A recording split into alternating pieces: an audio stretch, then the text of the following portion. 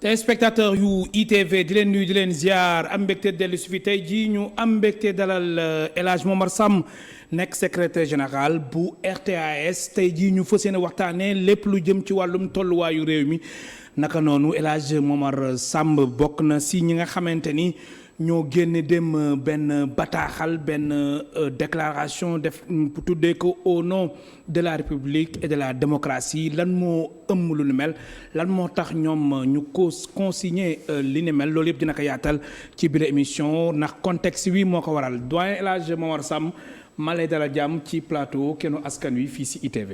maa ngi lay fay di la nuyu di la gërëm ci dalal bi du wax du sama yoon bu njëkk ma ñëw fii. oui.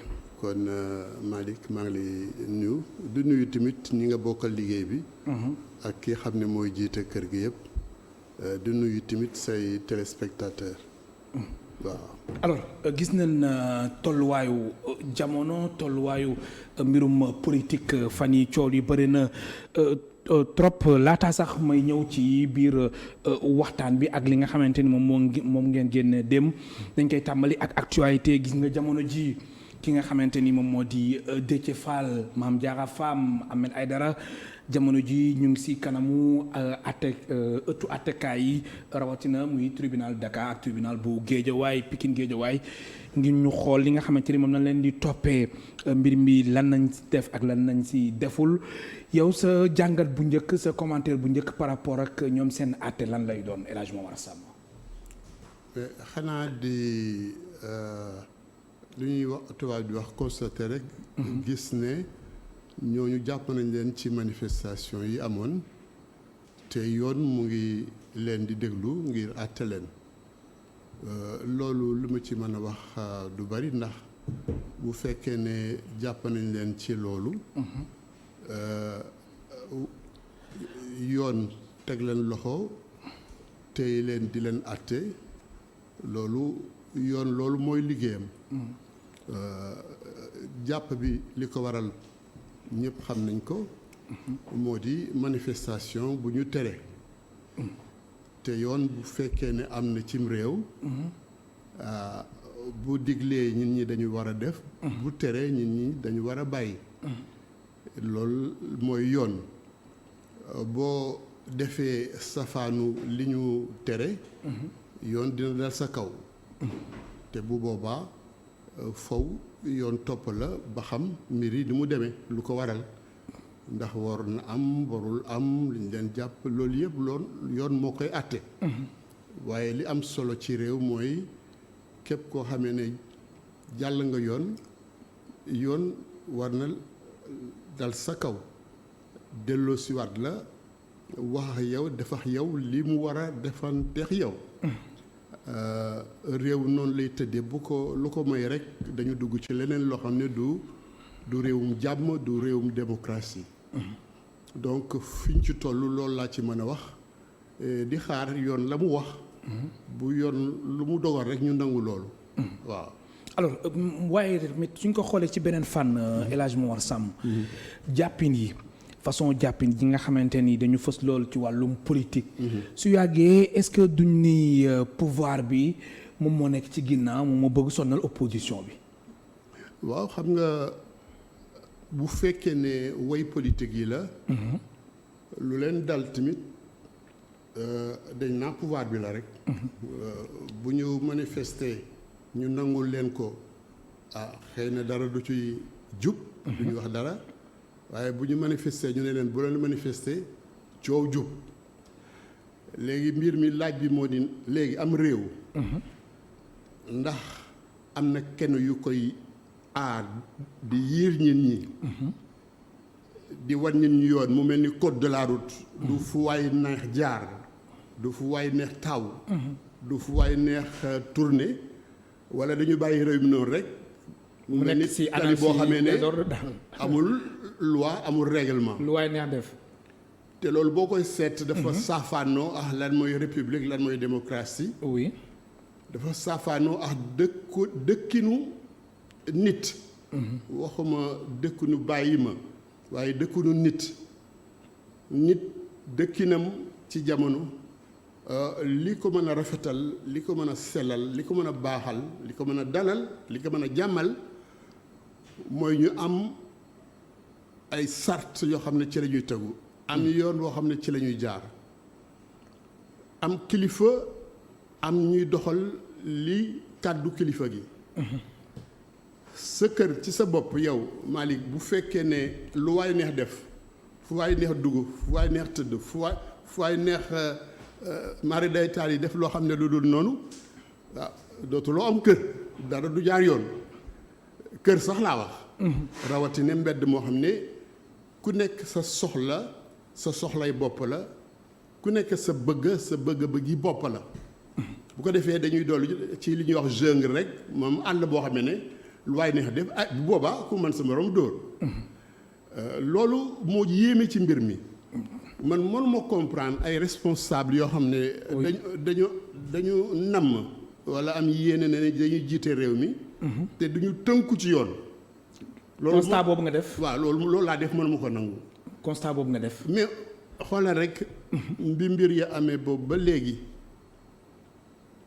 buñ ne dañuy dem élection li ñuy wax am na processus électoral am na yoon ay yëngu bu ñu yëngu pour dem ci élection yi buñ ne tamit manifestation dañ ko nangul ñëpp waaye yoon dafa wax ne am na nu muy demee am na ñu ko war a encadrer am na ñu koy saytu li tax loolu di am moo di ñiy manifester dañu am seeni soxla dañu am seeni xalaat dañu am seeni bëgg-bëgg ak seen yéene wala sax am loo leen naqari yu ñu war a joytu yoon nangu leen ko mais ni mu leen ko nangulee muy seen sañ-sañ noonu la nangulee ñeneen ñi xamee ne ci yoon woowu ñooñu jaar wala béréb yooyu nit ñi di aw wala fan yu taaw am na ñeneen ñu leen ëpp sax ñoo xamee ne am nañ soxla yu ñu war a doxi am nañ malade bu ñu war a yóbbu war nañ am na lu jàmp loo xamee ne war nañ ko dox wala seen liggéey leneen lu mu mën doon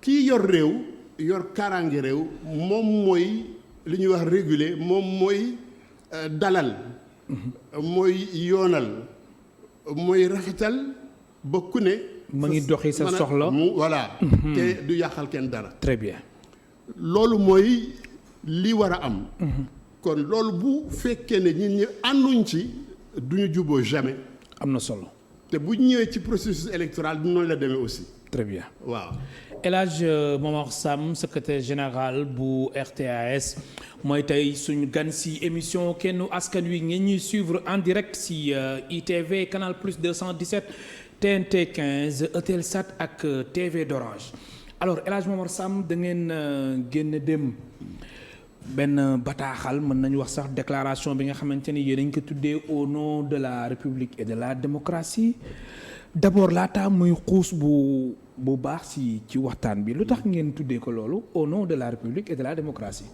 waaw ndax loolu. moo taaw sunu kanam. ni ki mbir bi xam ne moo gën a am solo ci réew mi fi ñu toll. oui. bu ñuy wax ci wàllu démocratie bu ñuy wax ci wàllu république dañu nekk ci réew moo xam ne dafa am yoon dafa am ay kenn yooyu d'ailleurs mooy téye réew. ñi yor. justice maanaam yoon ñi ñu téye moo xam dañ leen jiiñ dara wala dañ leen tuumaal wala dañ leen fekk ci lëf mu àtte leen si kanamu nag seen avocat ñu leen di défendre du yoon woo xam ne day tëjoo ñoom rek jël dogal am ñoo xam ne ñooy sàmmanteex kaaraange réew mi. ñooy sàmmanteex li yiir ak li doxal réew mi am ñoo xam ne moom ñoom la ñu dénk réew mi ngir ñu doxal ko. am ñoo xam ne ñoom mbir atte ñoom ñoo koy dogal ñoo koy voté ñooy waxtaan seen biir lu fu mu mën a jóge nag réew kenn yooyu la am ci yooyu la sukkandiku muy cëslaayam ngir mu mën a dox bu ko defee li ñu war a jàpp ci loolu rek mooy buñ demee ba gis ay tolof-tolof ci mbir yooyu faw ñu dellu si xam ne am na lu xew ci réew mi loo xam ne jëmul kër li jëmul kër mooy loo xam ne lu waay neex mu def ku jalgati yoon dara du la ci fekk ku am sa sañ-sañ boo ko jooyee fa nga ko war a jooy buñ la joxul dëgg wala ànduñu yow nga ne damay taal réew mi. déet waay. waaw foofu lañ toll. Sénégal foofu la toll jamono ji laaj. jamono ñu toll dafa am ñu bëgg taal réew mi. loolu kañ dégg nga ko am na ñu wax ne. mais ñun ban intérêt nañ am ngir taal réew mi. xanaa jël nguur gi. si foofu nañ ko bëgg a jaarale. wax nañ ko nee nañu Ousmane Sonko ci boppam yëkkat na kàddu ne léegi dañ koy jëflante ak Macky Sall damay wàccee. 200 junni ndaw ci tali bi. ngi ñu dem fuqati pouvoir maanaam ñu jële ko fa mu ne. loolu wax nga na ko dégg nga ko. ñëpp dégg nañ ko. loolu mooy lu muy tekki loolu mooy tekki ne ki ñu fi teg te li ko fi teg du coobareem waaye coobare ak yéene waa réew mi la. ci pal goo xam ne kenn warantew ko boobu ba léegi. ku ci ànd ku ci ñàkk ànd loolu la yoon dogal ci kaw ba ñuy wotee compté ba pare moom la fi yàlla teg mu nekk fi njiitu réew mi kii mu wuutu noonu la ko wuutoo kii xam ne moom la wuutu ba muy jël réew mi ci noonu la demee waaw lan moo war a mën a may tey nit mu jóg di citoyen comme Macky Sall di citoyen comme ñun ñëpp. di citoyen mu jóg ne de moom day jaay doole nguur gi day jaay nguur réew mi dem fuqati nguur gi jële Macky Sall fa mu ne loolu lu mu tekki. mais lan moo tax mu am sañ-sañ boobu. sañ-sañ lan moo tax ñu mu jàkkaarlool ñoom tamit dañuy jalgati yoon wala lan moo xew lu tax ñu dem ba Sénégal ak stade boobu la. ñuy am ñoo xamante ni dañuy bëgg faagagal suñu ay institutions. sama jàngat moo di.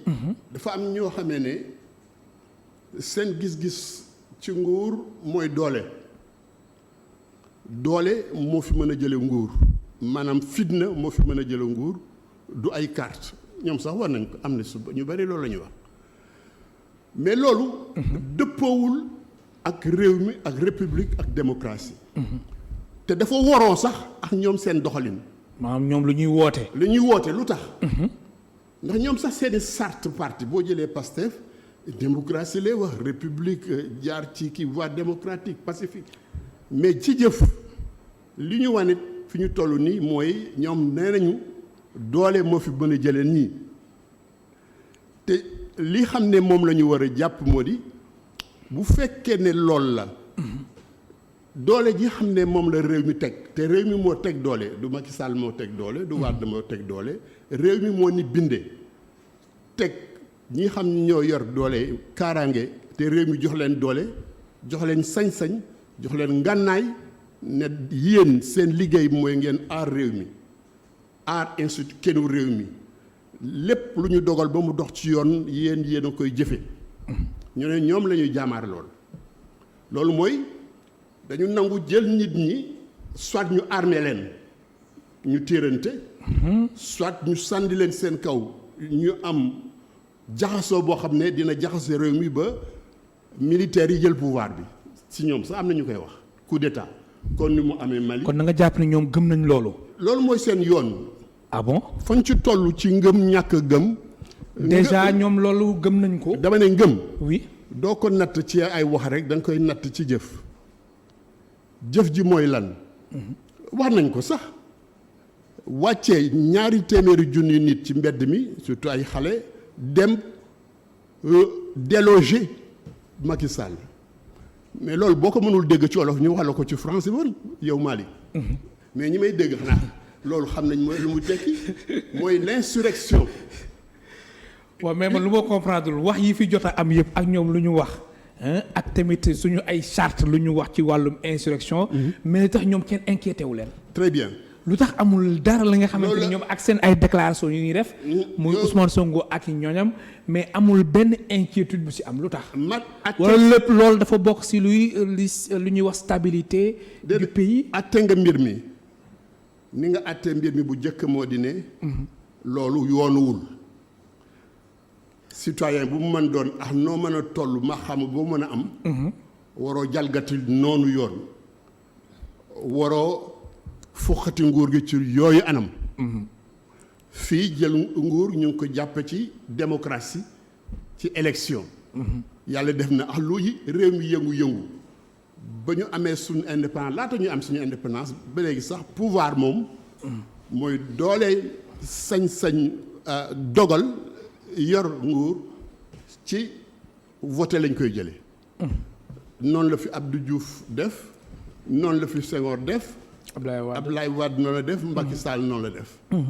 waaye ñii dañu yëg si rek am yeneen gis-gis àdduna gis-gisu ne insurrection moo fi mën a jëlee ki fi ne waaye gis-gis boobu lu tax moo ne dafa waroo ak ñoom lu ñu doon wax fàttali naa la lu ñu doon wax. oui mais dafa waroo sax ak processus révolutionnaire. man je suis de la gauche. ñun ba ñuy xeex ak sama yeneen i mbokk dañu amoon option révolutionnaire. maanaam xeex jël ngànnaay foqati nguur gi moo doon suñu option bu njëkk lu tax boobu démocratie daanaka lu ñu am amuñu ko woon. doo wax jamono Senghor doo organiser doo am parti. kon daal kenn du ŋàng. non attends doo am sax syndicat boo ko amee ñu tas ko. loo def ñu dal sa kaw. devant pouvoir boo xam ne doole rek la lay jaay maanaam sañ-sañ yi xam ne élémentaire d'organisation d'expression de manifestation de constitution même de syndicat amoo ci sañ-sañ fooy waxee. moo tax xeex bi dañ doon ruuru ci suuf. dans la clandestinité di xeex. mais jamono bu doxee. oui ba loolu nga doon laaj yëpp nga am ko ba ñëpp gis ko gisati ko ne mën nañu jël nguur gi ci démocratie maanaam ci jàmm ak salaam loolu dañ ko bàyyi fële teg fële. mais suñ demee ba El Hadj Momar Samb suñ demee ba opposition bi opté stratégie boobu suñ demee ba opposition bi gisee ni mel est-ce que du ñu jàkkaarloo ñoom tamit dañuy jalgati yoon. ñuy jàkkaarloo est-ce que ñu leen di reprocher aussi ci seen wàllum doxalin muy ci wàllum tamit li nga xamante ni moom la opposition bi di wax ni ñoom seen bopp ñoom ñooy salfaañe lépp jëm ci wàllum institution yi naka noonu aussi ñoom ñooy instrumentaliser justice bi est-ce que mënuñ wax ni aussi li nga xamante ni mooy attitude bu opposition bi pouvoir bi am na ci responsabilité. aucune responsabilité. amul ci benn responsabilité. aucune responsabilité sama gis-gis moo wax la lu tax. lu tax. bu fekkee ne dañuy jël élection yi parce que wax ci kaw rek.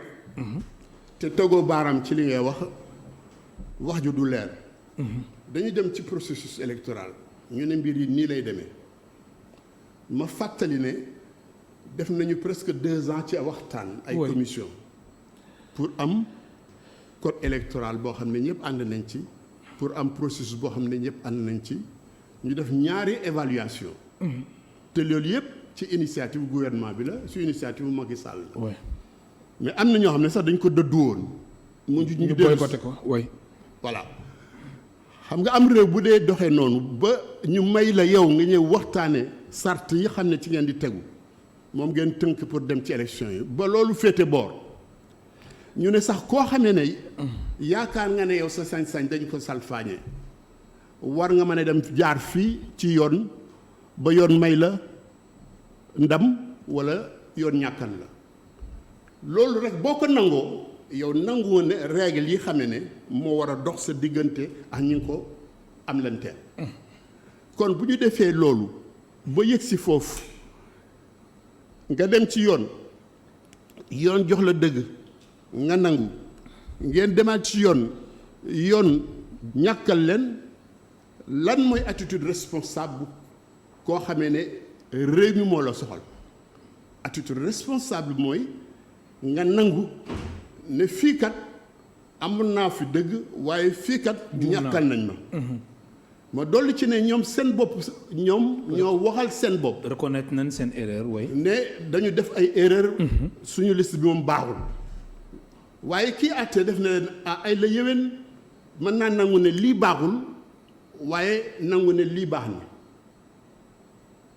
loolu moo am bu dee bu Ndakaaru tamit li am département ba ñu demee ci yoon def ne leen def ne kii organisé muy ministère de l'intérieur may leen may leen ñu dellu si defaraat seen liste yoon nangul leen ko waaw yow nag nga mën a nekk responsable wala ku nite rek nite yoon nangul la lii nangul la lële dàq la lii nga ne li mu la dàqal moom foog mu nangul la ko lu ko mooy réew mi dina tàkk dafa di fam loo xam ne da ngay dem ba nga ne mais te yéen loolu doo leen ko nangu. mais loolu maanaam au nom de la république et de la démocratie du amee ci réew mi. loolu warul am warul am c'est que du ñun ñooy décider luy am xalu dul am. oui waaye ñun dañu bokk ci réew mi. bokk ci ñi tabax démocratie ci réew mi. oui bañ daan xeex ba dara amul. ba ma ne da wax naa la sànq ne droit d'organisation même syndicale amul woon. droit de se réunir boo tabaxee syndicat ci suuf. amul woon mais droit sax voter nga dem ndëbbu voter secret vote secret amul woon. yaa li amoon ci réew mi ci wàllu politique boo dee parti politique ñu tas la wala dal sa kaw faagaagal la wala génn say ñooñ ñun ñoo xeex loolu ak suñuy mag ñi ne woon ci temps colonial ba yegg si fi ñu ëgsi nii bureau boo dem pour voter ñiy jongante seen ndaw nga fa toog ku nekk yaa nga yor liste électorale ba tur wa sant wa ak numéro et carte électeur kuy wote bu ñu paree wàjj ci kanamu ñëpp te kuy wote da ngay làqatu tànn li ngay tànn lu kenn dul yëg dem voter. très bien mais ne loolu bu amee cim réew. toll nañ foo xamee ne am na taxawaay yoo xam ne waratul am na gis-gis yoo xam ne waratul ne. très bien alors violence. donc oui ñun lu ñuy wax mu ne dañu wax ne loolu ñun mënuñ ci ànd tey mënuñ ci ànd ëllëg te mënuñu tamit nangu ñu bokk réew mi. moo am ñoo xam ne dafa mel ni réew mi ñoo ko moom seeni bëgg-bëgg mooy dox seen xalaat mooy dox te fu ñu ko teg nee nañ ci doole. ci doole lañ ko teg alors. te kenn ci réew mi. joxu leen sañ-sañ boobu joxu leen doole jooju walla wareef boobu kooku ñu ngi ko jox kii xam ne moom la ñu dénk réew mi. très bien alors El Hadj Momar Samb est-ce que du li nga xamante ni moom moo di révélation yu am fan yi jëm ci wàllum arrestation bi nga xamante ni kii di procureur de la République wax na ko di Amath Diouf benn élément bu bokk ci MFDC naka noonu aussi ñeneen ñi nga xamante ni dañ doon waaja ay ñaawteef ñu tuddee leen ay force spéciale Cap des Biches ñoom li nga xamante ni mooy yenn structures yi yenn bërëb yi ak yenn kër kilifa yi naka noonu ay direction générale des élections conseil constitutionnel ak tamit benn cocktail bi ñu doon explosif bu ñu doon waajal ngir kawoo am ci réew mi est-ce que du si loolu ngeen basé wu ngeen ni ñii nii jël nguur gi jaral na leen lu nekk ba ñu taal réew mi fait yooyu d'abord. fait yooyu dafa am fait yu ko fekk si. oui. feewu mars. 2021. 2021. oui. lu ñëpp kenn xaarul woon. 14 morts am. ay xale rek. ñoo xam ne xëy na seen xam-xam sax ci mbirum politique foog nga interroger ko ñaareel bi ñu toj ay këru liggéeykaay ay commerce même de particulier dévaliser ay structures même financières. c'est-à-dire ñaawteef boo mënul xam rek def nañ ko bés boobu bés yooyu loolu ci defar réew la ci baaxal réew la loolu c'est pour répondre aux préoccupations des populations. loolu mooy jox liggéey bi ndaw yi soxla tey. loolu mooy yaxanal am ñi daan liggéey daan am di yóbbu seen kër. de petites commerçantes ñoo xam ne service lañ doon def ñu toj seeni mbir. sàcc yi kenn xamul nu mu toll. dal ci kaw gendarmerie préfecture c'est-à-dire des institutions. de la République. loolu wane na ne déjà ñii li ñu bëgg du rek wax na xar. am na leneen lu ñu bëggoon. li ñu bëgg seet. te boobu la jamono dogguma la sax gendarmerie génne woon na communiqué di artu. mais ni attaques yi nga xamante ni nit ñi ñu ngi song gendarmerie loolu risque la. mais te duñ ko nangooti loolu ku ko def loo nit. yaa ngi koy wax damal deewi. te Sonko moo def loolu moo ne dee leen mu da leen jaral ngeen dee ngir ñu protéger ma ci loo xam ne diggante ma as ndaw la fa mu demoon te moom weddiwul ne dem na fa. muy Sweet Beauty. waaw mais loolu yow noo ko mën a jàngate bu dee nit nga nit kuy xalaat man damay dem ba damay yéemu dama naa waaw kan moo mën a gëm nit koo xamee ne mën na taxaw sa kanam li mu daan wootee ne la man fii dem na fa demaat fa waaye dara amul ci liñ may tuumaal complot état la dafa may fàttali ki doon wax ne sama jabar yóbbu na ma tribunal état moo ma comploté Macky Sall la sama bopp day metti Macky Sall moo ko metti c'est-à-dire que réew mi dafa nekk réew mu doy waar. ñoom lu leen dar rek ñu ni pouvoir bi la. waaye xam nga àdduna. day yàgg rek mais yu bari dafay leer. loo nëbb tey ëllëg mu feeñ. gis nga lii am nii ba ñu ne jàpp nañu ay groupe yu doon préparer ay cocktail wala jàpp nañu koo xam ne MFDC la bokk wóor. ba enquête ko am lu ñu ci jëlee. lii du guléet may fàttali en 1993. on a assassiné le juge Babacar Seye. oui maître Babacar Seye. bi remplacé woon Kéba Mbaye bi démissionné woon. effectivement ci élection la woon. ma fàttali ne en 1994 on a tué 6 policiers. sur les allées du Centenaire. am na ñañ ca jàppoon. waaye xam ngeen ba Wade ñëwee 2000 ñooñu dañ leen bàyyi. mooy li ñu doon wax bande Clédor Sène. waxuma rek bàyyi grâce mais après dañu def loi d'amnistie mooy. dara mësul am. ñu nee na lépp. waaw mësul am. kon kii deewul kenn reyu ko. te ñi ñàkk seen baay wala ñi ñàkk seen nijaay. wala ñàkk seen maam ñu ngi fi. xam nga dafa yéeme ci réew ñu toll ba ci loolu. 6 policiers ñu dee maanaam doomu ñooñu ak sëtu ñooñu ñàkk nañ seen baay wala seen maam. te dara topp ci. mais alors xam nga loolu. oui. bu amee cim réew nga jàngat ko nga gis liy ñëw Sénégalais bu ne bu am conscience maanaam ku nite di xalaat war nga tiit war nga jóg war nga wax lu tax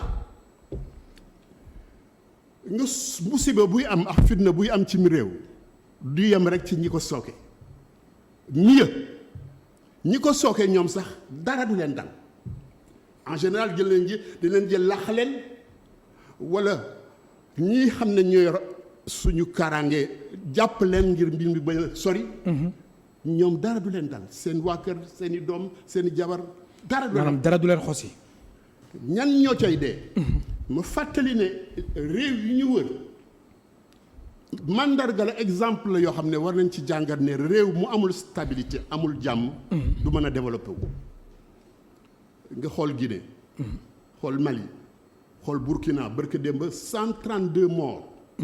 ay civils Mali même chose. des populations par centaines de milliers ou dizaines de milliers di déplacé wu. jàng du fa am xale yi dootuñu mën jàng faju dootu fa am zone yooyu yëpp. lii xam ne mooy dundal nit ñi dootu fa am loolu mooy installer le chaos dans un pays. te Sénégal dafa toll ci tournant bu décisif gis nañ wàllum exploitation suñu ressources yi jëm ci wàllum gaz ak pétrole est-ce que tamit du loolu moo tax mbir mi daal xëccoo bi takkarnaase appétit la. man gëm naa loolu. ah bon. gëm naa ne ñii lu ñuy def am na ñu muy jariñ. xaw ma ñan la lépp. da nga jàpp ne dafa am ñu nekk seen ginnaaw tamit am na lu ne si ginnaaw. ay lobby. li tax ma jàpp ko mooy. toujours looy seet lu ne. seetal njalbeen ga maanaam mboor ba histoire ba lu ñuy wax taarix ba. réewu Afrique yëpp ak réewu àdduna yi. fu pétrole feeñ. fitna tàkk na fa. Nigéria yéen a ngi fàttaliku. oui. la fa amoon guerre civile. ba sax benn parti day beddee ko am na ñu bari ñu ci dee bërka démb Libye dal nañ ci kaw Kadhafi rey ko c'est le chaos amatul état kon alal jafe ne ñu ngi koy foqati di ko rocci muy jëm bitim réew nga jël Irak Saddam Hussein ba mu nemee moomi mbiram ba laal Koweït ñu dal ci kawam rey ko moom it faagaagal ko donc alalu réew ma mu ngi ci loxo yeneen loxo yu dul loxo waa réew ma fàttali Iran liñ ko teg bopp yëpp di def embargo. oui. la mu am ci alal ak ni mu ànd ak ñenn ñu contre Israël moo tax ñu teg ko loolu. Venezuela lu tax ñu teg ko embargo bu ñu ko teg tey parce que dafa am ay richesse surtout pétrolière. américains yi ñoo ci tegoon seen loxo bu ñu jëlee réew bi ñu génn ko seen loxo Chavez Maduro wuutu ko. continuer politique boobu door nañ ko embargo. kon ressources yi moo waral coow li yëpp. ressources yi. jëm ci wàllum gaz ak pétrole. ci sama xalaat. bokk na ci gën a lal mbir mi te ñi xam ne ñooy borom alalu bitim réew seen amuk alal toll la foo xam ne dina leen jaral lu ne di leen jaral ñu taalam réew di leen jaral ñu faagaagalam réew ak faagaagal askan delloo leen rek ci njaam léegi damay laaj.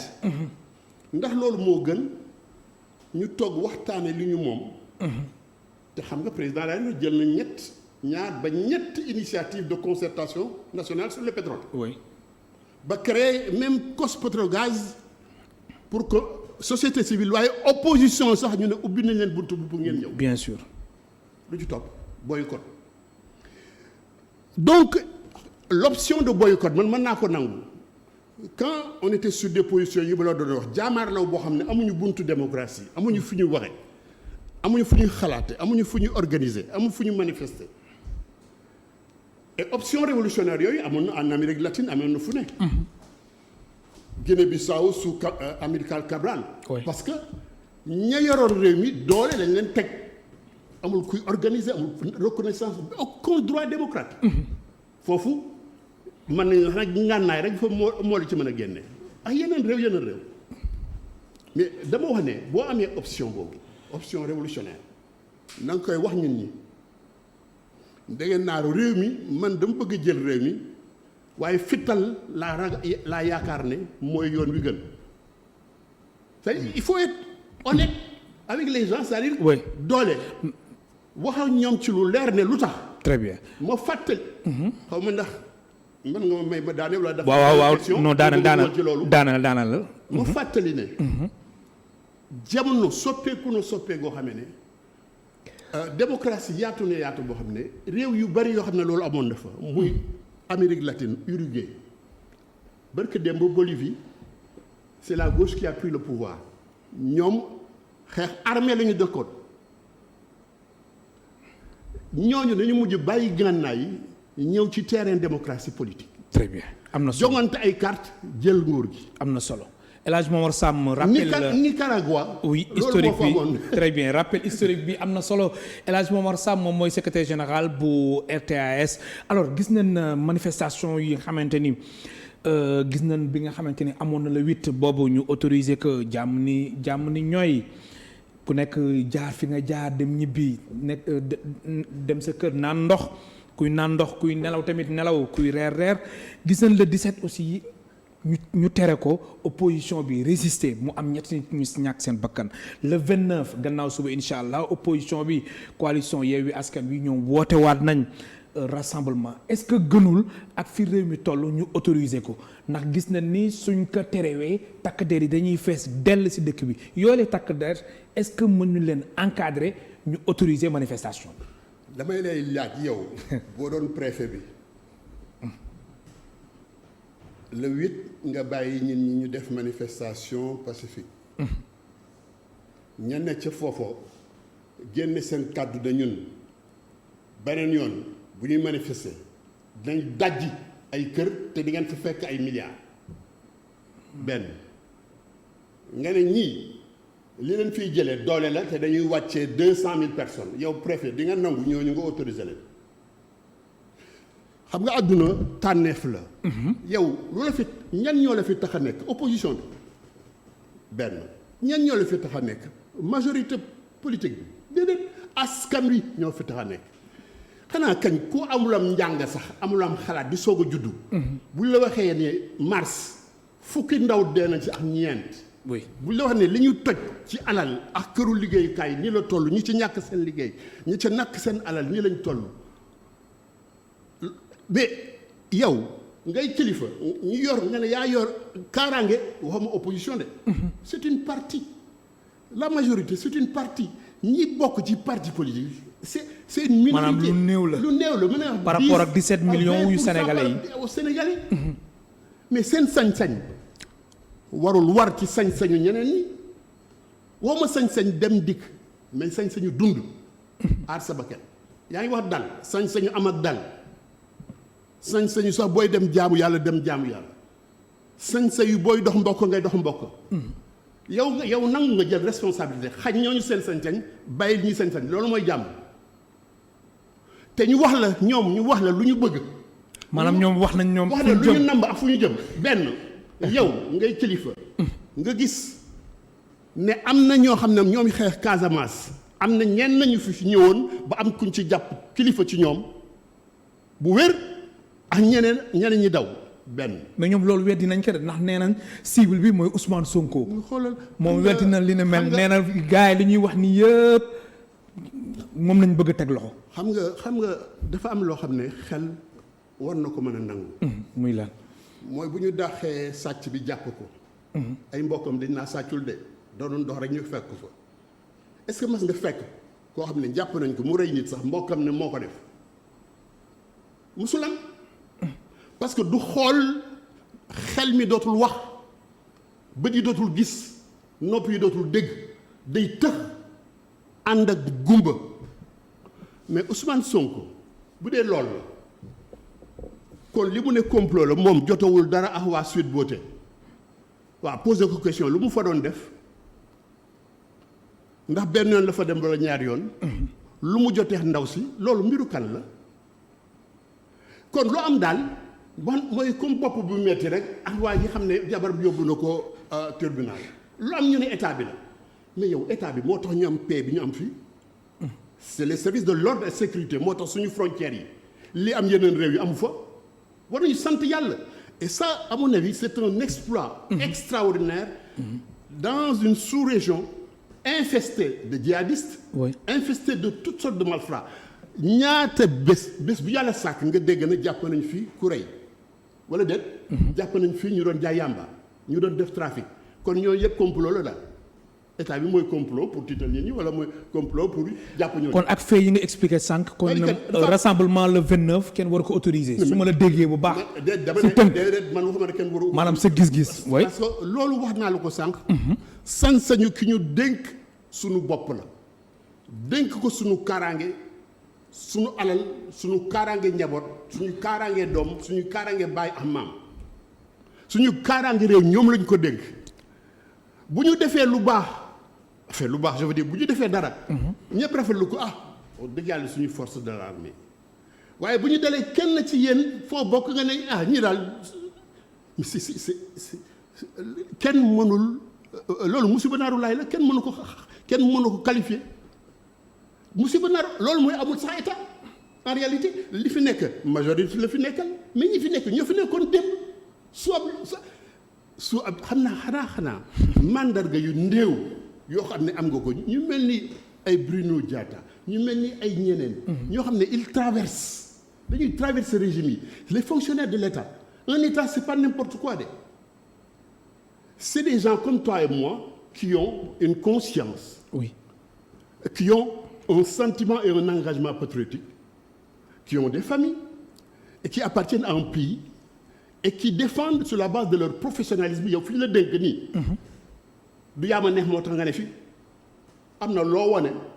ci manoore ci xam-xam ci mat dama ko ciy boole ci mat ci nite mais am na loo xam ne sax boo ko amee am xam-xam am manoore te nitewoo am na xam ne war a fa taw dëgg la li may wax kon dama wax ne nañ jàng ci démb war naa la ko ba mu leer te mbir yi dafa mel ni mu ngi gën a tàkkarnaase bi Sonko amante affaire ak ndaw soosu seetlu rek maanaam avant toute cette violence n'était pas aussi évidente c'est-à-dire amuñu woon cet appel là jàpp leen ma wala rey leen ma kuy woote ñu jàpp ko wala rey ko am na foo tollu c'est-à-dire dara jaratul dara mais lan la mais yow tuuma nañ la mais demal teggi tuuma te booy teggi tuuma sa avocat day toog avocat kële toog amul benn problème yow Malick wóor na ma yàlla ne bu fekkoon na jigéen tuumaal na la fi xam ne loo xam ne defoo ko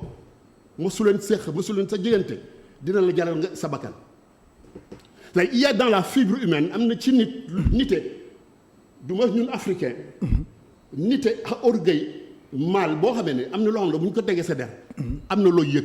mais justement est-ce que dossier boobu jamono ji warul woon féete boor. mais loolu est-ce que warul woon leer quand même bu yàgg. loolu wax nañ ko ba. waaw wax nañ ko ba xam nga dama la bëgg a indil lenn. kii yor sa kaaraange mën na gis loo xam ne war na dal ci kawam mais mu ne bu dalee ci kawam. xëy na mën na indi leneen. oui.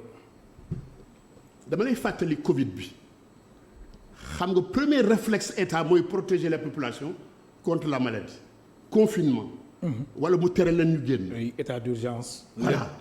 couvre-feu. mais bu ñu jógee ne dañu génne par force looy def tu peux tirer sur eux li nga doon bañ nit dee di nga ko def. kon tu préfères laisser. dafa am jamono joo xam ne kii yor suñu kaaraange dañ koy wóolu ci ne. am na lu mu xam lu ñu xamul ñun. am na lu mu yëg lu ñu yëgul. ci wàllum renseignement ci lépp loo xam ne xëy na lii jamonoom ak seegul ma dolli ci leneen mais yaa ngi fàttaliku même les magistrats ont été menacés. et menacés de mort. Mamadou Seck bi ñu jëkk a dénk dossier bi lu mu wax pour raison de famille da ciy génne loxoom. keneen ki yàlla moom ko yàlla xare àjjana. doyen des juges. léegi ñu Samba Sall. waaw léegi ñu indi keneen.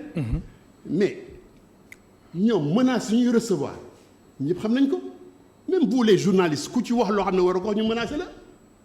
il y a une armée d'insulteurs une armée qui menace et même de mort. nekk ci réseaux sociaux yi. mais yow xam nga ci dara je t'apprends rien. oui et ñëpp xam nañ ne ñoom dañuy wax yow joo xam ne xëy na ku toll ci biti moo koy wax moo ne boo leen di attaqué dal leen ci kaw personnalité tel dal leen ci kaw Malick Cissé male dal leen ci kaw Momar male wala dal leen ci kaw loolu la ñuy doxalee. c'est la terreur xam nga le terrorisme là intellectuel. le terrorisme là par des menaces et autres. xam nga ñan ñoo ko daan def les fascistes nga Mussolini Italie avant muy jël pouvoir c'était un groupe comme ça. Un groupe politique qui faisait de la terreur et qui faisait des assassinats qui perpétrait des assassinats. Hitler c'était la même chose le processus bi xam ne moom la fasciste yi di jël yow amagoo nguur de mais yaa ngi wane sa bopp ne yow li nga bëgg mooy am. te par doole dina am ci nii wala dina am ci. très bien alors El Hadj Momar Samb. ci loolu la ñu toll moo tax ñun ñu jóg ne. simili yi jeex na. moo tax ngeen bëgg taxawal lu ñuy wax front républicain. ñu ne nañuy oo nit ñi. oui. réew mi toll la foo xam ne ñun xoolatuñu ay benn. mise en place d'un front républicain. nañu jóg def une dynamique. oui. parce que ki ci loru du politique bi rek wax naa la ko sànq. jaaykatu caaf bi la. patron bi la. atelier am jaaykatu cere son usine. son commerce son magasin. ñëpp barka démb bi ñu génnee du taal nañu benn station service bu ñu bàyyoon fu ñu jëm yow man nga yow nekk kilifa am ak mat ak dal nite ñu dénk la sa réew waxuma la sa réew sax dénk la sa kër loolu nit wax la ko ne dina dal sa kaw dina la fekk si dina indi ay nit dal sa kaw yow nga ne bàyyi ko mu manifester ak ndof weesu na loolu waaye man du ma état. et citoyen la am na loo xam ne moo ma gën a lépp moo taxoon ma sóobu ci politique boobu ba léegi. mooy luy baaxal sama askan. am na solo alors. luy sellal nekkinam front républicain bi ngeen bëgg taxawal da ngeen si woo tamit ku jegi opposition bi. mais ñëpp on va aller partout. loolu la ñu bëgg toogaguñu nag seexaguñu waxtaan pour seet nu ñu doxalee mais suñu xalaat mooy. appel bi ñu def nii tey mooy ñépp ci war a bokk xanaa ñi xam ne fitna la ñu bëgg te ñu féete seen bopp ci fitna ñooñu moom mënuñ leen seeti parce que ñoom ñoo yëkkati fitna ki yëkkati fitna boo demee di waxtaan ak moom mais du la sax faale gis nga bi fi ñoom UNIS jóge ñoom Cheikh Tidiane Sy ak ñoom docteur Cheikh Gueye pour rek ñu signé benn kayit boo xam ne jàmm la ñuy woote ñu ne ñoom duñ ko signé. xanaa loolu bu leerul ci bopp ñun ñi man xaw ma lan la ñu bëgg ñu continuer di rey fukk ak ñeent dee nañu ñett dee nañu barka démb léegi ñaata ngeen bëgg ñu dee pour que ñun ñi jóg taxaw te loolu yëpp dara leeragu si. mais ma ne ñaata nit la ñun ñi bëgg ñu dee pour que ñun ñi taxaw dañu bëgg li amoon Rwanda am fii parce que ñun ñi quand même bu ñu jógee di dal seen kaw mais foog ñu fagaru ñooñu bu ñu jógee ñoom di dal ci kaw ñële lu muy andi guerre civile.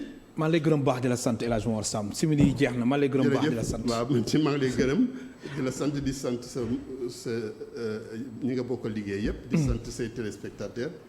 waxtaan wi yaatu na boo xam ne duñ ko mën a xëy na jeexal mais yoon yemul ci benn. très bien jërëjëf. mu nekkoon El Hadj Momar Samb secrétaire général du RTAS Rassemblement des travailleurs africains du Sénégal mu nekkoon tey suñu gan si émission Kennu Askan Wi mook téléspectateurs yi amul seen fay ñu leen di gërëm baax di leen sant Ramatoulaye Sall Diop moo nekkoon ci réalisation bi ci son bi ba Mar Sène ak Fassal Diagne ci caméra yi Angèle Sambou ak Cheikh Ahmed Tidiane Diouf jaa ngeen jëf. jërëjëf.